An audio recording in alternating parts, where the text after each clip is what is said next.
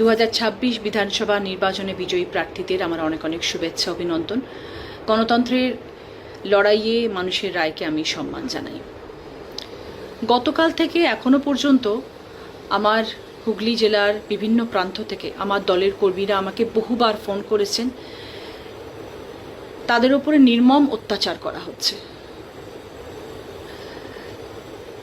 তাদের ঘর থেকে বার করে নিয়ে আসা হচ্ছে, তাদেরকে মারা হচ্ছে, তাদেরকে হুমকি দেওয়া হচ্ছে, তাদের অফিস ভাঙচুর করা হচ্ছে, তাদের অফিসের টেবিল চেয়ার সব রাস্তায় ফেলে দেওয়া হচ্ছে। তাদের এতদিনের সাজানো গোছানো অফিস, তাদের কত স্নেহ, কত ভালোবাসা,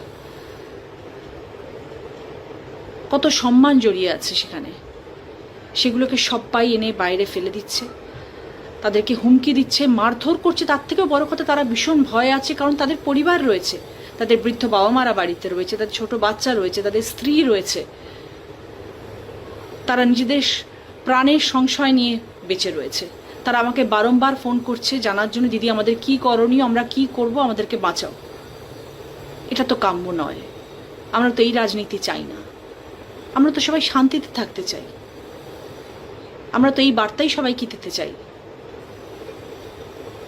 সংগঠিত রাজনৈতিক দলে তো কর্মীরা শৃঙ্খলা মেনে থাকেন, তাহলে কেন এই ভাঙচুর, কেন এই মারামারি, কেন এই হিংসা, কেন প্রতিহিংসা, কেন এই বিশৃঙ্খলা করা হচ্ছে? রাজনীতিতে হিংসা নয়, শান্তি এবং গণতন্ত্রের চর্চা হোক। বিদ্বেষমুক্ত পরিবেশই পশ্চিমবাংলার অগ্রগতির পথকে সুগম করবে। একটু ভেবে দেখবেন।